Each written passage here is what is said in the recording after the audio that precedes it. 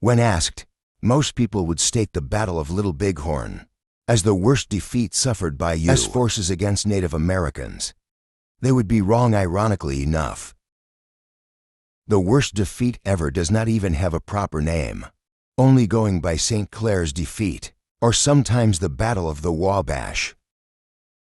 Before American independence, tensions in the area of the Great Lakes were running high for a long time already, as British and French conflicts over fur spilled into native territory. Some of the natives allied with the French, and some with the British, in what was a chaotic series of conflicts. This followed some more British native conflicts, but then a new country was founded, the United States of America, as the American War for Independence ended. In the 1783 Treaty of Paris, Great Britain recognized United States sovereignty of all the land east of the Mississippi River and south of the Great Lakes. The native tribes living in the area, however, were not participants to this treaty. Therefore, in 1783, these tribes decided to make an alliance: Cherokee, Iroquois; Delaware, Miami, Ottawa, Ojibwe; Potawatomi, Shawnee; Wabash, and Wyandot nations formed the Northwestern Native Confederacy. Many of them, especially leaders such as Little Turtle, chief of the Miami Nation, and Blue Jacket, chief of the Shawnee Nation, refused to recognize American claims to the area northwest of the Ohio River. We will get into more details in a minute, but first I have to thank NordVPN for sponsoring this video. VPN stands for Virtual Private Network, a service that protects your internet connection and privacy online. NordVPN provides security by encrypting your data and protects your online identity by hiding your IP address. This way criminals cannot steal any of your sensitive information. It's really useful when connecting to a public Wi-Fi. NordVPN also hides your location. For example, Netflix has different movies and TV shows available for streaming in different countries. With NordVPN you can stream any show from any country. No matter where you are, you can keep up with your favorite TV show even when traveling. Simply fire up Nord and enjoy your favorite shows. As one of the leaders in the industry, Nord offers a fast connection and it's fairly cheap. It's easy to use and it allows you to connect up to 6 devices on one account, which means that you can protect not only yourself but your whole family at no extra expense. Click the link in the description to head over to NordVPN and save up to 65% on a deal, plus for extra months for free. There's no reason not to try it out. The offer is limited, so hurry up. The 1780s. Despite the Treaty of Paris of 1783, the British abandoned their forts on the northwestern border of the U.S. but didn't abandon the fur trading posts, a direct violation of the peace treaty that ended the Revolutionary War. They also supported the natives and sold them arms to help them fight American settlers. After the treaty, settlers and landowners were eager to get their hands on the rich lands of Ohio. During the mid and late 1870s, a cycle of violence in native-settler relations and the continued resistance of native nations threatened the planned American expansion. American regulars, militia, and volunteer forces had marched into the Northwest Territory, but achieved only mixed results and were unable to permanently defeat the natives. The Battle of the Wabash. Prior to the Battle of the Wabash, President George Washington had dispatched an expedition, led by Brigadier General Josiah Harmar, to put an end on the Miami raids, which were led by the Miami chief Little Turtle. A force of 1,453 men, mixed militia and regulars, marched northwards from Fort Washington on October 7, 1790, less than 2 weeks later. They were ambushed by Native American forces. A little over 1,000 warriors of the Northwestern Confederacy attacked them near Kikiunga and Fort Miami, present-day Fort Wayne in Indiana.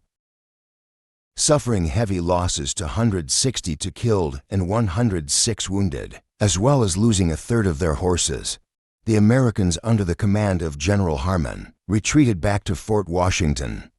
The Northwestern Confederacy suffered an estimated 120 to 150 killed or wounded. In 1791, as a response, President Washington dispatched General Arthur St. Clair and 14 soldiers for a new campaign. Set out with his force from Fort Washington, near present-day Cincinnati, in September of 1791, St. Clair ordered his army to build a series of forts along the route. The American force, which was composed primarily of volunteer militia, experienced desertions, low temperatures, and constant supply trouble. The men were weakened and demoralized by the time they reached the banks of the Wabash River.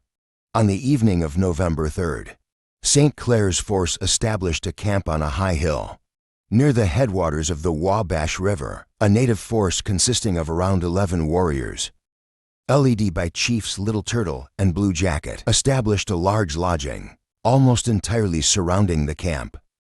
They waited in the woods until dawn, when the men stacked their weapons and paraded to their morning meals. They then charged, surprising the Americans. The center, consisting of the Miami, Shawnee, and Lenape, first attacked the militia, who fled. Running through the main camp without weapons, the regulars immediately broke their musket stacks, formed battle lines, and fired a volley into the natives, forcing them back. St. Clair led the regulars in a bayonet charge and had horses shot out from under him. He received several bullet holes in his clothing and had a lock of hair shot away. The artillery was able to fire its cannons, but had little effect due to the guns being aimed too high. As a result, the artillerymen fought in hand-to-hand combat with the natives until most of them were dead. Major General Richard Butler, who was in command of the Levy Regiment, was shot twice and died in his tent. He was the first of 4 American generals killed in the native wars. The left and right wings of the Native American formation flanked the regulars and closed in on the main camp, meeting on the far side within 30 minutes. The 11 warriors had completely encircled the U.S. camp. After 3 hours of fighting, St. Clair called together the remaining officers and, faced with total annihilation, led a breakout bayonet charge. Supplies and wounded were left in camp. As before, Little Turtle's army allowed the bayonets to pass through. A Pennsylvania detachment under Major John Clark provided the rear guard for the retreat. When Clark was wounded, however, the detachment fled with no organized defense. Against the pursuing Native Americans, the retreat quickly turned into a rout.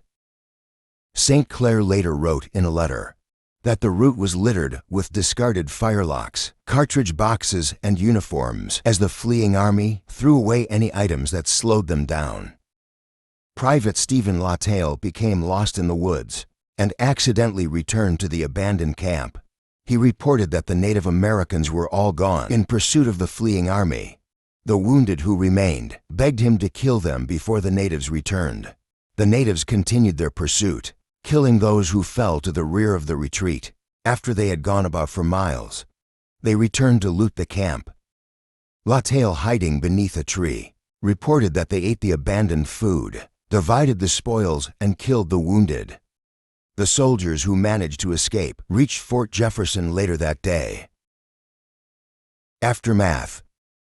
The casualty rate was the highest percentage ever suffered by the United States in a battle, including St. Clair's second-in-command Richard Butler. The American casualty rate among the soldiers was around 85% of the 14 regulars. Levies and militia 918 were killed and 276 were wounded. Almost a quarter of the entire U.S. Army was either dead or wounded in the aftermath of the Battle of the Wabash Native. Casualties were about 60. With around 20 killed and 40 wounded. Thank you for watching. If you liked the video, please consider subscribing.